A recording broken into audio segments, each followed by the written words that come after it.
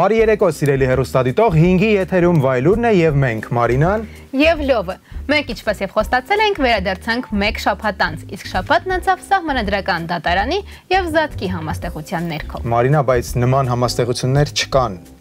Լյով, դու մոռանում ես, որ հայկական ժամանակներում համաստեղությունները ծնվում եւ անհետանում են կայծակնային արագությամբ։ Երեք կային, այսօր չկան։ Եվ առհասարակ, միայն նոր Հայաստանում է հնարավոր, որ Սահմանադրական դատարանը մի բան որոշի, իսկ դատախազները չհամաձայնեն այդ վճռի հետ։ Հետո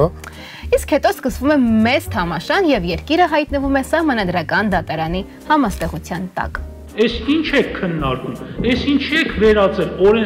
օրենսդրությունը, այս ինչի եք վերածել դատարանը,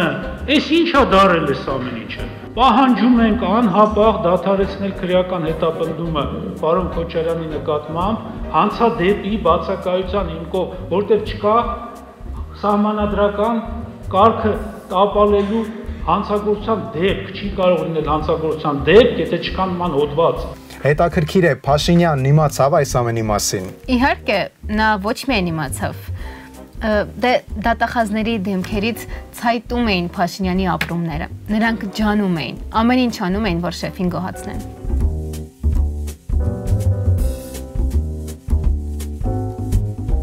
Ամեն ինչ արել էին, ամեն ինչ ուզել էր շեֆը արել էին, բայց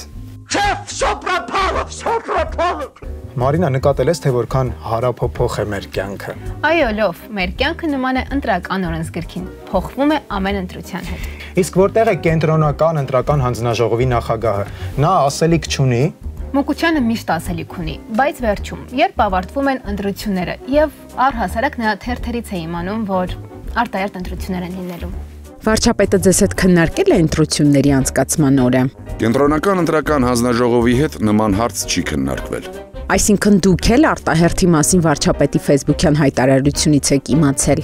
Այդ հայտարարությանը ծանոթացել եմ այնպես, ինչպես մյուսները։ Իդեպ, նախագահ Արմեն Սարգսյանն էլ է սպասվող ընտրությունների մասին մամուլից իմանում։ Այստեղ են ասել՝ դուր դոմ։ Դե հա, ինչպես հայկական ժամանակներում։ Անցյալ շաբաթ մենք նշեցինք Քրիստոսի հարության տոնը։ Այո, հիմա մենք կանդրադառնանք Զատկի խորհրդին եւ այն դիսկոմֆորտին, որի մեջ հայրենի իշխանությունների թեթև ձեռքով հայտնվեցին մեր քաղաքացիները։ Լյով, ինչ կապ ունի Զատիկը քաղաքականության հետ։ Միթե այն կարող է դիսկոմֆորտի մեջ գցել մարդկանց, չէ՞ որ Քրիստոսի հարության տոն է։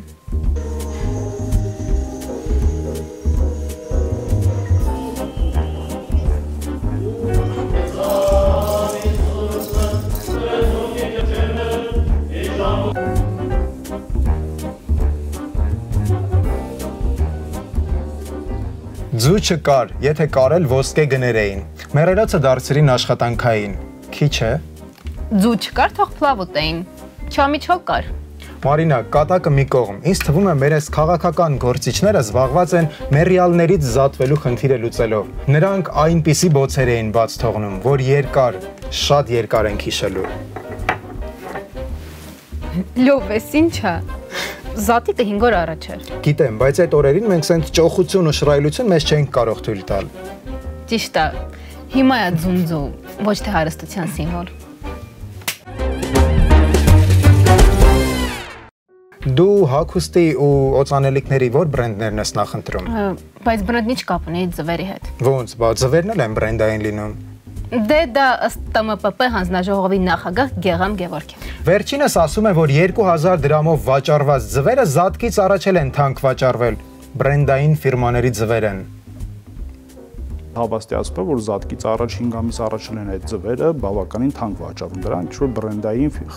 ֆիրմաների ձվեր են։ Վայ, դե ձվերի բրենդայինը ո՞րն է։ Դե մենք դա դժվար էլ հասկանանք։ Գուցե ածելու պահին հավերի կողքին հատուկ մարդիկ են եղել հատուկ քսուկներով, որ ցավը թեթև տանի, հեշտ ածի, կամ գուցե DJ են բերել, որ դասական երաժշտություն միացնի, կամ գուցե ծանր ռոք, ես չգիտեմ, ամեն ինչ հնարավոր է։ Հավերը ձվերը չգիտեմ, բայց խանութների հերթերն ու քաշքշոցները ուղղակի խայտառակություն էր։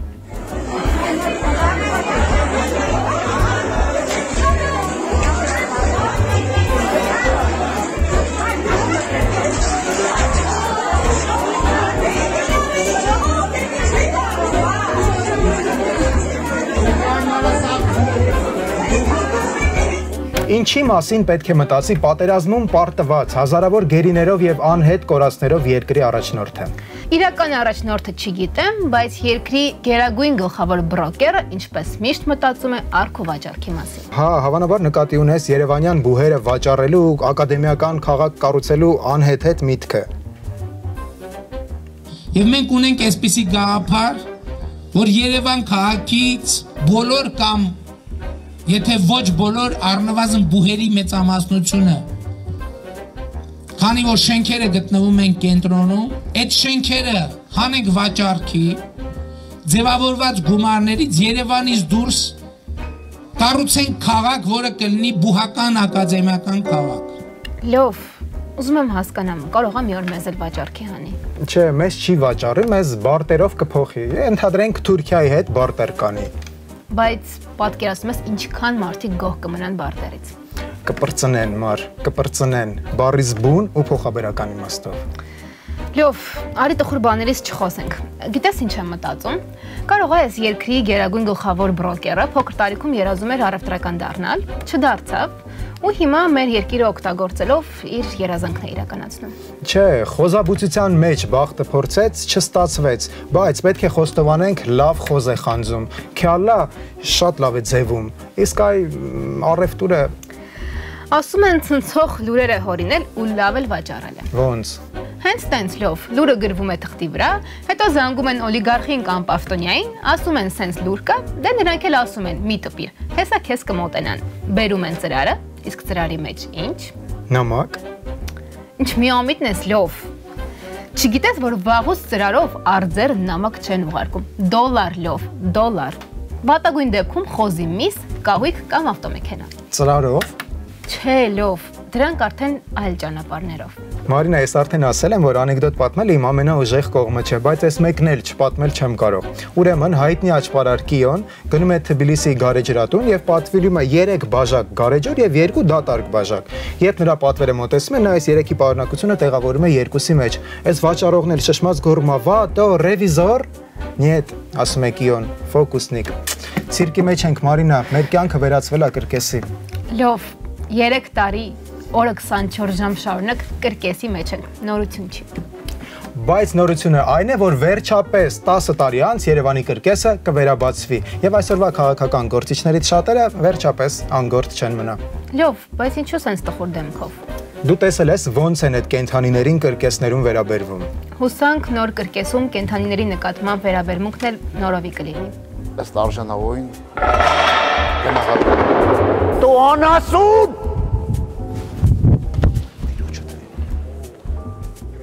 Ես անասունին կբերեն ստեղ արա Նա անասուն Շտապ անել իրան դուրս Всё, պրծանք Հետևելով բարձր տեխնոլոգիական արդյունաբերության նախկին նախարար Հակոբ Արշակյանի օրինակին են հայտնի հաղթող Արծրուն Հովհաննիսյանը հրաժարական է տվել։ Չէ, լավ, հրաժարական չի, դագձիկական նահանջ է, որ հետո էլ ասի հաղթում ենք։ Դե ասում են այդ մարդը առողջական խնդիրներ ունի։ Բայց տարբեր ճշմարտախոս ֆեյքեր ասում են նաև, որ ոչ մի խնդիր էլ չունի, ուղղակի փախչում է։ Ուր։ Լոս։ Փոսից լոս, ված չի։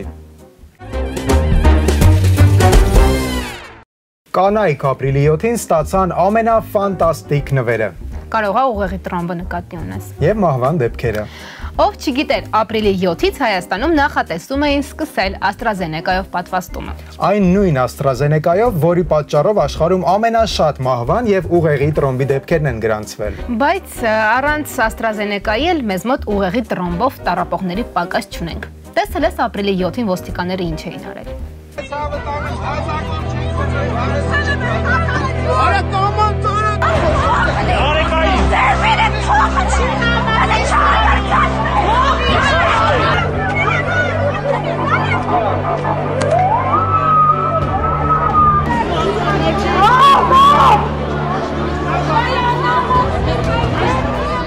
Սա ինչ էր լով։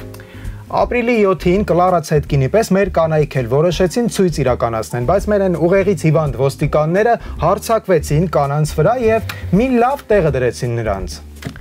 Ոնց կարող է նման բան լինել։ Ախր նրանք մեր բարի հրեշտակներն են։ Հայկական ժամանակներում սատանան հայտնվում է հրեշտակի կերպարով։ Ապրիլի 7-ին մեր հրեշտակը Ռուսաստանի նախագահի հետ հանդիպումից հետո հանդիպեց Մոսկվայի ինչ-որ անհասկանալի հայ իրավաբանների ասոցիացիայի անդամների հետ։ Իսկ այս հանդիպան զավեշտն այն էր, որ մասնակիցներին նախապես գրել բաժանել էին նրան տրվող հարցերը։ Չեմ հավատում։ Իրավաբանները, փաստաբանները տրամաբանություն չունեն,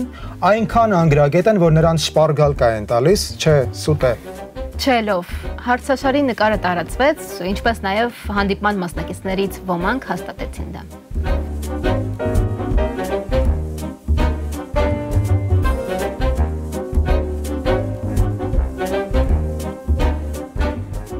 Սա քեզ ոչինչ չի հիշեցնում։ Լավ օպերացիա էին կազմակերպել։ Համարյա ի։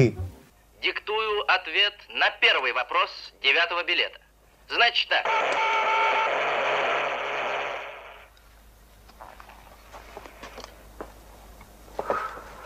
Что с вами?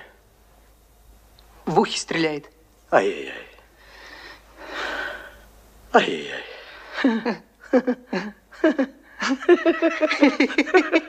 Аппаратура при нем. Как слышно, как слышь меня. Пожалуйста. Большое спасибо.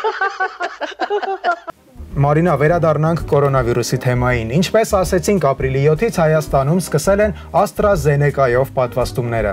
Եվ այդ կերպ պահպանելով Ռուսաստանի հետ մեր չակերտավոր լավ հարաբերությունները։ Դե հա, որ Sputnik V չէին բերի։ Sputnik V-ի 5-ը։ Թե V-ը։ Ինչպես գիտեք, մեր մասնագիտական խումբը աշխատում է գնահատելու բոլոր առաջարկվող պատվաստանյութերը եւ իր մասնագիտական կարծիքի մեջ ներառել է նաեւ Sputnik 5-ի կիրառման հնարավորությունը։ Մի րոպե, այսինքն Sputnik 5 Բա որ ասում եմ կրկես է, մեկ Sputnik 5, մեկ գելխեղտ։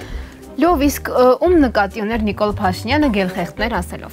Դե երևի իրեն, իր թիմին, այդ թիմին միացած տարբեր պաշտոն ստացած դեմքերի։ Իսկ ինչու ես հարցնում, որևէ բան է պատահել։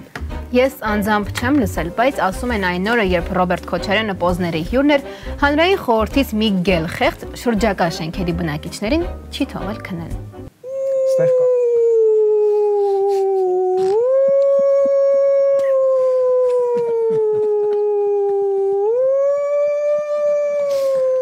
Գելխեղտ։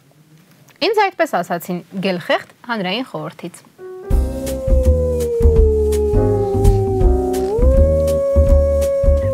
Սա Ստյոպա Սաֆարյանն է, այսպես ասած բարձրաստիճան պաշտոնյա գելխեղտների թիմի անդամ։ Եվ ինչպես ավարտվեց այս պատմությունը։ Քիչ անց նա օկտատերերի ճնշման ներքո հեռացրեց փոստն ու գնաց քնելու։ Ոչինչ, Մարինա, ոչինչ, մարդը ոսկորի խնդիր է լուծում։ Բայց դրա համար գելխեղտ լինելը պարտադիր չէ։ Տուզիկներին էլ են ոսկոր գցում։ Տուզիկ ասացիր հիշեցի, չափից դուրս համարցակ գելխեղտների մեջ է լինում են նաև առավել շրջահայացները։ Նրանք վտանգը զգալուն պես ցույց են տալիս, թե ավելի կարևոր գործ ունեն եւ պոչները քաշում են։ Այսինքն Անդրանիկ Քոչարյանին ճանաչում ես, չէ՞, այն նրա պես, քանի կար առյուծ էր կտրել։ Ապրիլյան պատերազմի հանգամանքներն էր ուսումնասիրում, մարդկանց էր հարցաքնում, իսկ ինչ եղավ նրա հետ հանձնաժողովի զեկույցը։ Իսկապես, ինչ եղավ։ Ես տրամադրված եմ, որ դա ամբողջությամբ դրվեր ազգային ժողովի կայքում, եթե գործադիրը տար դրական եզրակացություն, ասենք գաղտնիության ռեժիմի հետ այս պահին որևէ խնդիր չտեսնեին։ Հա, բայց տեսնես ինչից էր զգուշանում մեր նախկին առյուծը։ Մարինա, ես դու տեսել ես ինչ ռեակցիաներ են ցուցադրում մեր նախկին ամենանախկին քաղաքական գործիչները, որոնց հաջողվել է առյուծ կտրել հայկական ժամանակներում։ Լավ, ինձ ինչու է թվում, որ այսօրվա մեր բացառիկ հարցազրույցը հենց Անդրանիկ Քոչարյանի հետ է լինելու։ Հոգեբանության մեջ դա կոչվում է կանխազգացում, եւ քո կանխազգացումը քեզ չի խաբում, Մարինա ջան։ Այո, բարեկամներ, մենք այսօր զրուցելու ենք ԱԺ պաշտպանության հարցերի մշտական հանձնաժողովի նախագահ Անդրանիկ Քոչարյանի հետ, ով ոչ մի անգամ չի եղել մեր եթերում, բայց սիրով պատրաստակամություն հայտնեց պատասխանել վայլուրի հարցերին։ Բարի երեկո, պարոն Քոչարյան, պատրաստ եք։ Հարց կպատասխանեմ։ Դուք միշտ հրաժարվել եք հյուր լինել մեր հեռուստաընկերությունում։ Կասեք իմանանք, որ լրատվամիջոցն եք ամենաշատը սիրում։ Ազատություն ռադիոկայանը Ոչ մեկի համար նորություն չէ, որ ձեր քայլը պատերազմի 44 օրերին մեզ արհեստավարժ ստում էր։ Վերջապես կասեք ինչու։ Ստին այսօր ավելի շատ փող են տալի, քան ճշմարտացիությանը։ Շատ լավ։ Իսկ հիմա բացառիկ էքսկլյուզիվ սուտ ենք ուզում։ Կարող եք ապահովել։ Ինչքան էլ փողոցները փակում են, ազգային ժողովը գործում է։ Վայ դե դա գիտենք։ Ուրիշ սուտ ասեք։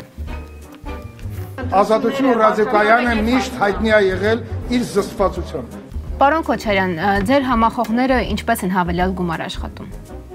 Վերցնում են ինչ-որ մի ֆեյքի գրառում եւ դա դարձնում են այսպես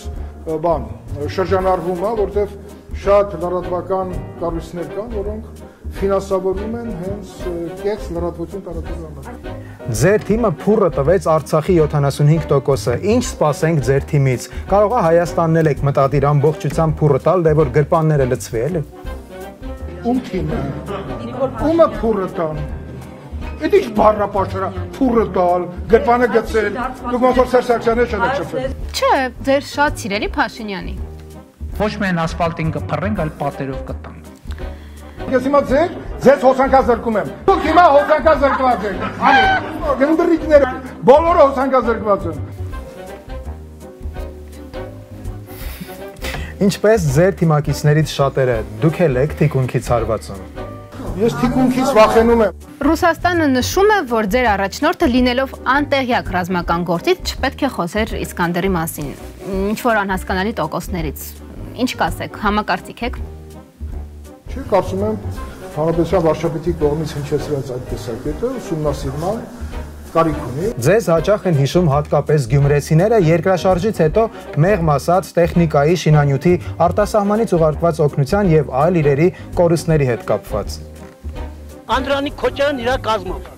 Աշխատանք չկա, բայց խոպան են այստեղ, խոպանի պես ստանում են։ Բայց ես պիտի մի փաստակ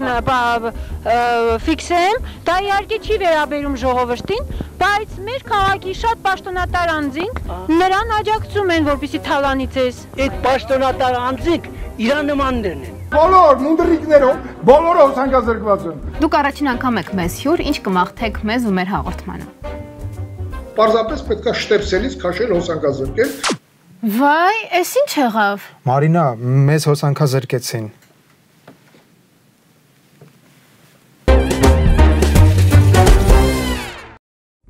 Եկանք հասանք հաղորդման ամենահայփային հատվածին։ Ոնց հայփային, Մարինա։ Վայ դե մի բրենդային ձվի չափել չկամ, այսուհետ միայն այսպիսի բառեր եմ օգտագործելու։ Let's go։ Ձվերից ու զատիկի թեմայից ոչ մի կերպ չենք ազատվում։ Աշխարհահռչակ Քիմ Քարդաշյանը, ով վերջապես դարձավ միլիարդատեր, շարունակում է ավելի ու ավելի մերկանալ։ Դե ամուսնալուծված կին է, ինչ ուզի կարող է անել, բայց դե ոչ զատիկի օրով էլի։ Հետաքրքիր է Սուրբ Ծնունդին ինչ է հագնելու կամ ընդհանրապես հագնելու է։ Ես պատկերացնում եմ Վարդավառին ինչ նկարներ են սպասվում։ Ուֆ, հիմա հասկանում եմ, թե Քանյան ինչու է ամուսնալուծվել։ Որքան էլ որ բարդ է, Քիմ Քարդաշյանից անցում կատարենք դեպի Շուշան Պետրոսյան։ Վերջինիս կարելի է սիրել կամ չսիրել, ընդունել կամ չընդունել, բայց չհարգել չի կարելի։ Պատերազմի օրերից մինչ այս պահը Շուշան Պետրոսյանը ներկայանում է պատերազմի թեմային առնչվող երգերով։ Լավ, կարծում ես դուխովի զանգվածը սա կլսի։ Չէ, նրանց է Ջաննա Բալես, Լյուբիմայա, մայա, էսա։ Իմ թանկ եղբայր, մի սուարամ քո վերքերի, դու ձուլվեցիր հայրենիքին, վերջին մամջանն առավ քամին։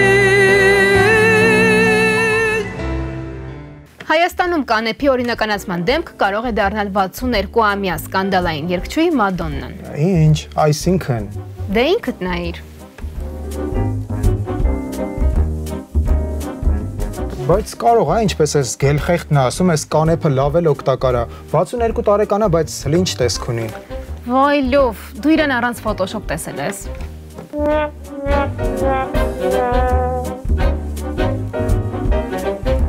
Գինեսի գրքում որպես ամենաերկարատև ռեալիթի շոու գրանցված Դոմ 2-ն վերադառնում է։ Мы вернулись! Բայց իրենք ասել էին, որ գնում են, հրաժեշտ էին տալիս, հատուկ եթեր էին նկարել ու հիմա վերադառնում են։ Դե դոմ դվան մեզ չի հետաքրքրում, կարևորը սրանք, որ գնան, էլ հետ չգան։ Երբեք։ Իդեպ հաղորդման ավարտին դիմում ենք Անդրանիկ Քոչարյանին։ Ագնեսա Խամոյանը ձեզ բարևում էր։ Կրակենք։ Օֆ, լավ պրծանք, այս անգամ չհոսանքազրկեց։ Դե հա, իսկ մենք անպայման կհանդիպենք հաջորդ շաբաթ։ Եթերում վայելուրներ։